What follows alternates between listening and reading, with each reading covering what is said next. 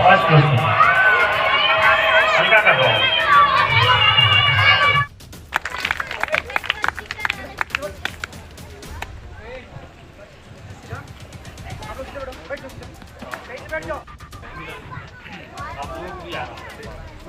आइए मिलते हैं, बताते हैं सर आज किस तरह का प्रोग्राम किया गया? जो कार्यक्रम किया गया है ये हमारी पूजनीय माता जी के स्मृति में ये श्रद्धांजलि समारोह का कार्यक्रम हुआ है, श्रद्धांजलि सभा का कार्यक्रम हुआ है, जिसमें माता सावित्री बाई फुले के जो अभियान रहे कि आधी आबादी जो शिक्षा से वंचित है या सुदूर जगहों पे भी विद्यालय होने चाहिए, गांव स्तर पे भी विद्यालय होने चाहिए, जिसके तारतम्य में उन्होंने अपने जीवन का निछावर किया। आज इस बसंत पंचमी के संयोग से उपलक्ष्य पे आज हमारे उस आदरणीय पूजनीय माता जी का आज पुण्यतिथि है, तो हम माता सावित्री फुले बाई या माता सरस्वती को अपने माता जी में हमने देखा है और पाया हुआ है, जिनके ये संस्कार और संस्कृति के वजह से आज हमें ये अनुभव है या हम ये सोचने पे बाध्य हैं कि हमारे इस गांव के जो बच्चे हैं वो बच्चे पढ़ें और आगे बढ़ें और अच्छी शिक्षा प्राप्त करें। अच्छी शिक्षा का मतलब कि आज जो शिक्षा है, इस शिक्षा के आधुनिकीकरण में सबसे ज़्यादा शिक्षा ग्रहण करने वाले बच्चे आज नंगे घूम रहे हैं। ऐसी परंपराओं से हमारे बच्चे दूर हों और इस तारतम्य में जो ये कार्यक्रम किया जा रहा है, इसमें माता जी के पुण्य स्मृति के अवसर पे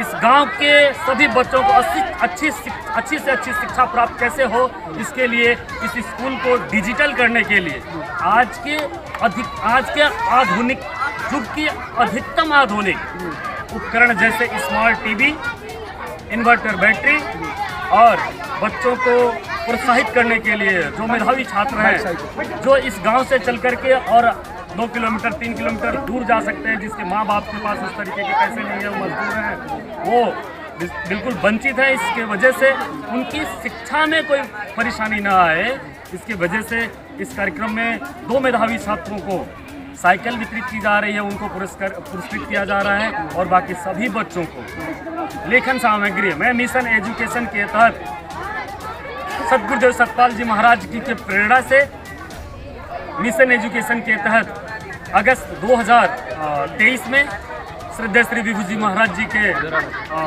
मार्गदर्शन में इस कार्यक्रम को मतलब लेखन सामग्री का वितरण किया गया था, जो आज फिर से मैं दोहरा रहा हूँ उसको। सर एक सवाल और मैं आपसे जानना चाहूँगा कि जो भी ये वितरण आप सामग्री जो स्कूल के लिए जो भी आप डिजिटल दिए हैं, क्या इससे भविष्य में आप क्या बताना चाहेंगे लोगों को? क्या इससे किसी जुड़े हुए हैं, क्या जुड़ना चाहते हैं, अगर समाज में कोई अपना इस तरह का छाप छोड़ना चाहता है कि जैसे राजनीतिक ऐसा तो कोई बात नहीं? सर ऐसा कुछ भी नहीं है कि हम राजनीति करेंगे, हम गांव का चुनाव लड़ेंगे, ऐसा कुछ भी नहीं है।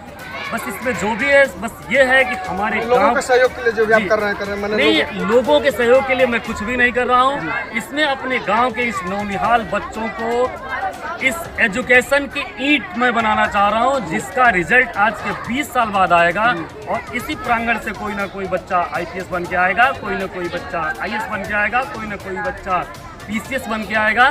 क्योंकि मैंने जिस चीज़ को महसूस किया है, हम कोशिश करेंगे कि इन बच्चों को वो चीज़ भविष्य में महसूस ना करना पड़े और जो भी मेधावी बच्चा होगा इसके आगे की भी शिक्षा में अगर तो हमारा कोई सहयोग और योगदान होगा तो मैं कोशिश करूंगा कि उस मेधावी छात्रों के लिए मैं उनकी शिक्षा दीक्षा के लिए और उनको एक अच्छी पोस्ट और एक अच्छी जगह को स्थापित करने के लिए जो भी मुझसे हो सकेगा सवाल मेरा ये मैं करूँगा। बसंत पंचमी के शुभ अवसर पे क्या बच्चों के अभिभावकों को शुभकामना संदेश देना चाहेंगे सर?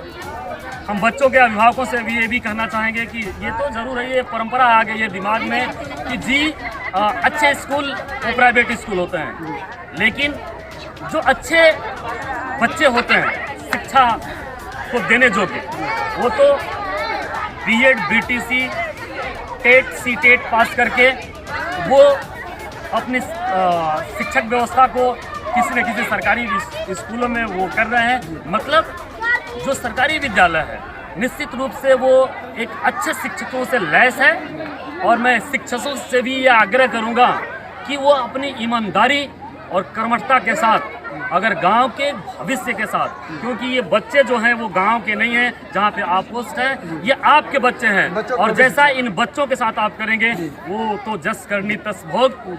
आप अगर इन बच्चों के साथ जैसा करेंगे वो आपके बच्चों के साथ वो फलीभूत होगा। आप आम के पेड़ के नीचे आप संतरे की अपेक्षा नहीं कर सकते हैं। अगर आम के नीचे बैठे हैं तो आम ही मिलेगा आपको, नहीं तो संतरा के वृक्ष के पास आपको जाना पड़ेगा।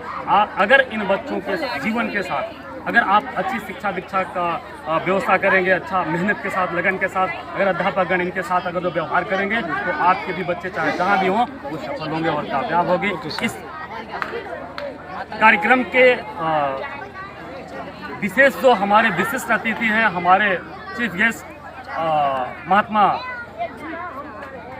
चंद्रभानानंद जी हैं, जो इस देश के तमाम तीर्थ स्थलों से भ्रमण करते हुए आए हुए हैं बलिया में। और हमारी ये कोशिश है कि जो ये बच्चे हैं वो शिक्षा के साथ साथ अध्यात्म, ये शिक्षा और अध्यात्म, विज्ञान और अध्यात्म, ये दोनों एक साथ दोनों का समन्वय हो।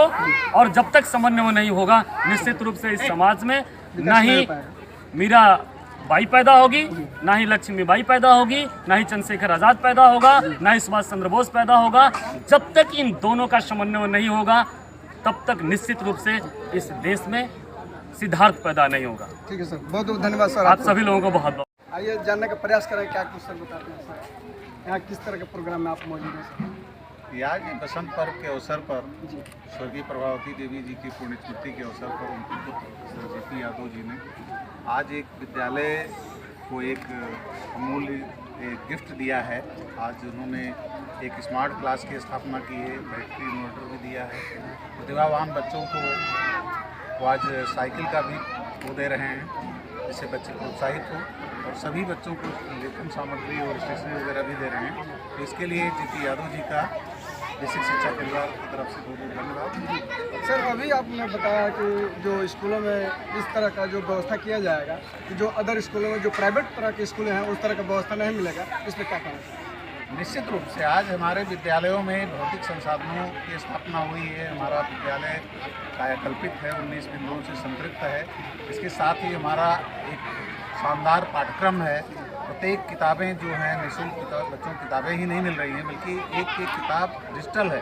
QR कोड के माध्यम से, मोबाइल के माध्यम से भी बच्चे घर पर टीचर समझिए पहुंच गया। अगर QR कोड पर स्कैन कर लेता है बच्चा तो टीचर स्वयं के सामने प्रत्यक्ष पढ़ा रहा है। तो ये सुविधा किसी भी प्राइवेट स्कूल में इस तरह की पुस्तकें उपलब्ध नहीं है। रीड अलॉन्ग ऐप 11 भाषाएं बच्चा घर बैठे सीख सकता है। वो ऐप हमारा पार्टनर कोड डाल करके ब्लॉक का बच्चा मोबाइल से सीख सकता है।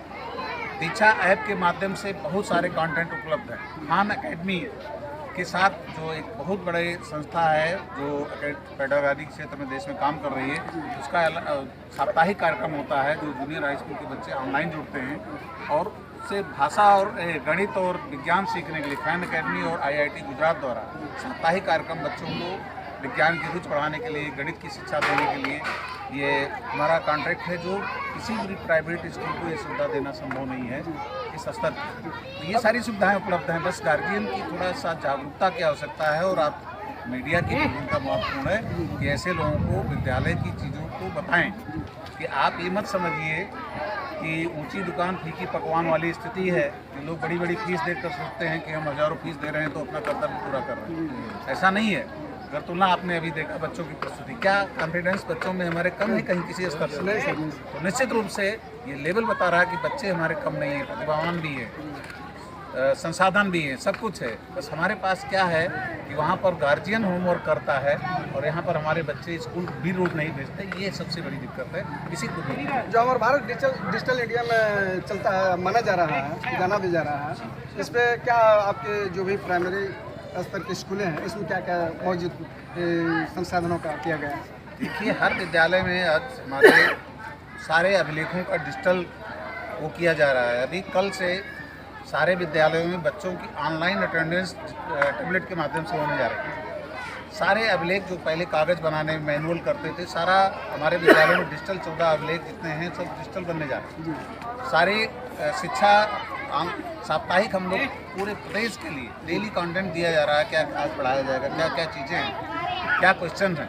बच्चों का असेसमेंट भी डिजिटल हो रहा है। ऐसा नहीं है कि बच्चों को लिखित परीक्षा ली जा रही है और ऐप है जिसके माध्यम से बच्चा पढ़ता है, उसका असेसमेंट भी हो रहा है कि बच्चा किस लेवल पर निपुण है, नहीं कक्षा के अनुसार उसका स्तर है कि नहीं है। तो ये सबसे ज़्यादा डिजिटल मोड का प्रयोग हमारे विद्यालयों में हो रहा है और ये सारी चीज़ें कंटेंट स्टेट लेवल पर एक्सपर्ट्स द्वारा विकसित किया जा रहा है बहुत बड़े पैमाने पर। ये सुविधा किसी प्राइवेट स्कूल में नहीं है। आज मोबाइल से असेसमेंट हो रहा है। अभी नाट परीक्षा का रिजल्ट आ गया, उसका वितरण भी हार्ड कॉपी में अभी सारे स्कूलों में किया जा रहा है कि बच्चे का क्या परफॉर्मेंस है।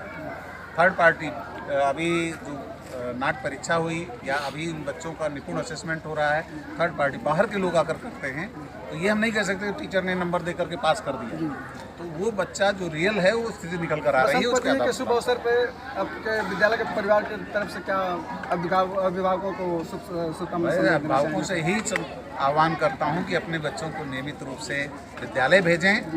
अगर आप इतना सहयोग करते हो तो मैं ये कह सकता हूँ कि अगर आप बच्चे की नियमित उपस्थिति देंगे तो हम गुणवत्तापरक शिक्षा देने के लिए कुछ संकल्प हैं और आपके बच्चे को हम गुणवत्तापरक शिक्षा देंगे, हमारी गारंटी। धन्यवाद सर।